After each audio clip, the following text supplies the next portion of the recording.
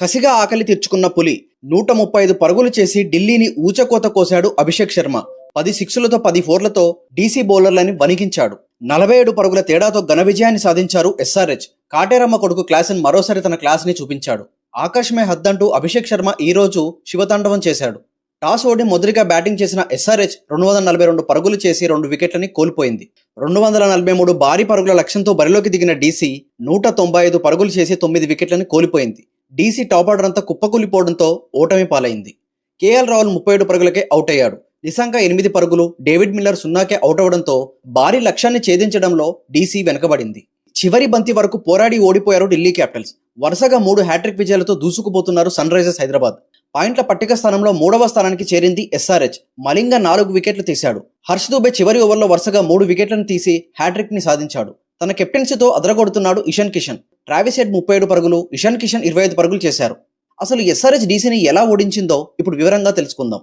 DC toss గెలిచి bowling ఎంచుకుంది. Hyderabad Uppal stadium వేదికగా మ్యాచ్ జరిగింది. ఎస్ఆర్హెచ్ నుండి మొదటిగా బ్యాటింగ్ చేయడానికి అభిషేక్ శర్మ, ట్రావిస్ హెడ్ వచ్చారు. అభిషేక్ శర్మ మొదటి బంతి నుండి తన దూకుని చూపిస్తూ 4లతో 6లతో చెలరేగిపోతున్నాడు. ట్రావిస్ హెడ్ కూడా సమయం దొరికినప్పుడల్లా బౌండరీలని సాధిస్తున్నాడు.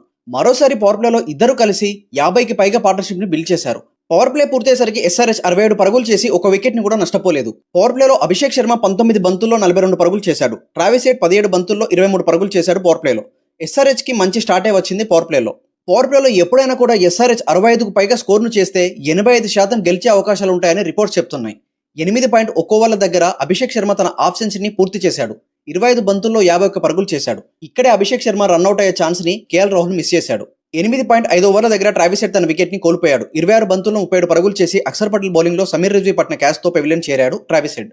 దీంతో డీసీకి తన మొదటి బ్రేక్ త్రూ దొరికింది. 97 పరుగుల పార్ట్నర్షిప్ బ్రేక్ అయింది ఈ వికెట్ తో. తర్వాత బ్యాటింగ్ కి వచ్చాడు కెప్టెన్ ఇషాన్ కిషన్.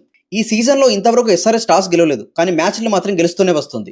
కుల్దీప్ యాదవ్ వేసిన 11వ ఓవర్లో ఇషాన్, అభిషేక్ కలిసి 22 పరుగులు చేశారు 6లతో 4లతో. 13 ఓవర్లు పూర్తయ్యేసరికి ఎస్ఆర్హెచ్ 151 పరుగులని పూర్తి చేశారు. అభిషేక్ శర్మ విధ్వంసాన్ని డీసీ నుండి వచ్చిన ఏ బౌలర్లు కూడా ఆపలేకపోతున్నారు. వరుసగా 6లతో 4లతో ఊచకోత కోస్తున్నాడు. ఈ రోజు అభిషేక్ శర్మ పేరు మీద సెంచరీ రాసి పెట్టుంది. 14.2 ఓవర్ల దగ్గర అభిషేక్ శర్మ తన సెంచరీని పూర్తి చేశాడు. 47 బంతుల్లో 104 పరుగులు చేశాడు. ఇది అభిషేక్ శర్మకి ఐపీఎల్ సీజన్లో 2వ సెంచరీ. ఉప్పల్ స్టేడియంలో డీసీని తిప్పలు పెడుతున్నాడు అభిషేక్ శర్మ. 14.3 ఓవర్ల దగ్గర అన్ఎక్స్పెక్టెడ్ గా కెప్టెన్ ఇషాన్ కిషన్ అవుట్ అయ్యాడు. క్రికెట్లో అప్పుడప్పుడు ఇలా అన్ఫేర్ గా అవుట్ అవుతూ ఉంటారు. 13 బంతుల్లో 25 పరుగులు చేసి వెనుదిరిగాడు కెప్టెన్. తర్వాత బ్యాటింగ్ కి వచ్చాడు కాటేరమ్మ కొడుకు క్లాసెన్. 17 ఓవర్లు పూర్తయ్యేసరికి ఎస్ఆర్హెచ్ 202 పరుగుల్ని పూర్తి చేసుకుంది. కాటేరమ్మ కొడుకు క్లాసెన్ తన క్లాస్ ని చూపిస్తూ 6ల బాంబుల్ని ఉప్పల్ స్టేడియంలో అలా వేస్తున్నాడు. 13 బంతుల్లో 37 పరుగులు చేసి నాట్అవుట్ గా ఉన్నాడు క్లాసెన్. అభిషేక్ శర్మ గురించి ఏం చెప్పినా తక్కువే.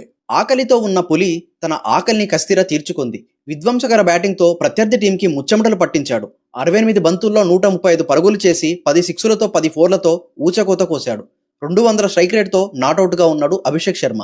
20 ఓవర్లు పూర్తయ్యేసరికి ఎస్ఆర్హెచ్ 242 పరుగులు చేసి 2 వికెట్లని కోల్పోయింది.